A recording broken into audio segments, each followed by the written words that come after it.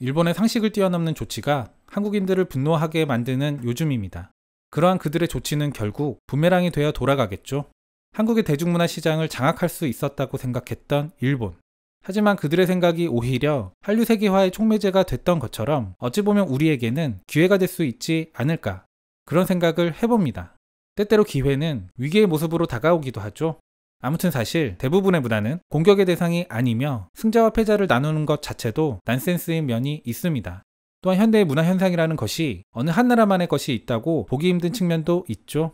따라서 어찌 보면 역공이라는 표현이 조금은 부적절해 보일 수도 있겠습니다. 다만 이는 원론적인 개념에 가깝다는 생각입니다. 현대 대중문화는 비즈니스 모델과 결합되어 대중들에게 전달되죠. 승자와 패자가 존재하는 게 바로 비즈니스이고 산업입니다. 물론 문화산업은 승자 독식의 분야는 아닙니다. 따라서 한국 문화가 일본 문화를 이겼다는 표현은 부적합할지 몰라도 한국의 문화산업이 일본의 문화산업을 넘어서고 있다, 더 나아가 결국 이기고 있다 라고 표현하는 것은 가능하지 않을까 개인적으로는 생각합니다. 일본 한류의 시작점이었던 겨울연가. 결국 이것도 일본 내에서 한국 컨텐츠는 일본 컨텐츠를 위협할 수 없다 라는 비즈니스적 관점에서 접근한 것입니다.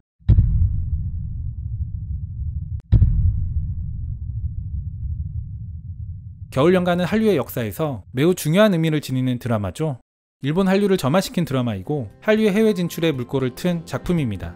사실 한국 드라마의 방영 결정은 정치적 환경과 맞닿아 있습니다. 2002년 초 한국과 일본은 상호 문화 개방에 대한 본격적인 조치들을 하게 됩니다. 그때의 사회 분위기를 기억하는 분들이라면 일본 문화의 본격적 유입에 대한 많은 우려와 문제제기가 있었던 것을 기억하실 겁니다.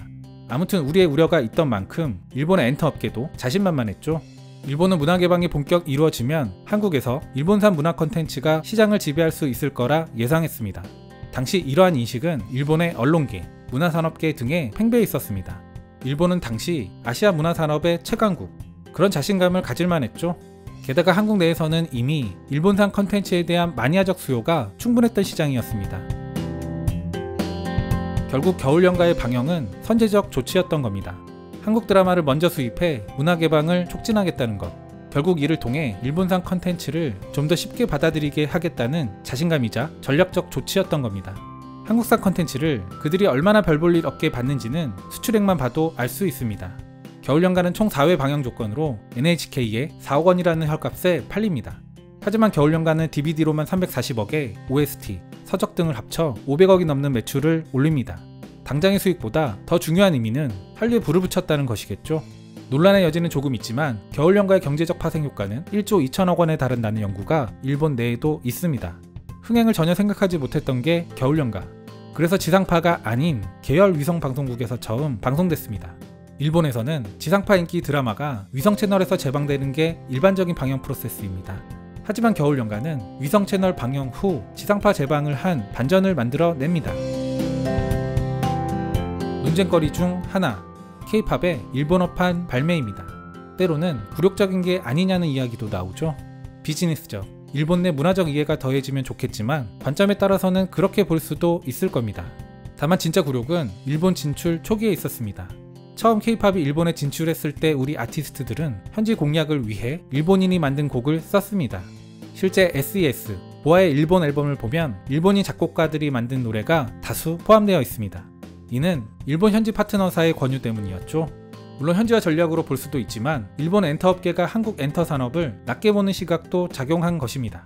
초기 협업은 이런 방식으로 이루어졌습니다. 하지만 지금은 일본 파트너사가 먼저 한국 곡으로 일본에 진출하기를 원합니다. 여기에 협업의 방식도 조인트 벤처 방식으로 바뀌었습니다. 과거의 협업 방식과는 완전히 다른 것이죠. 한류는 이제 하나의 문화 장르로 완전히 자리 잡았습니다. 특히 작년 K-팝의 인기를 계기로 아시아를 넘어서는 추세가 뚜렷해지고 있습니다.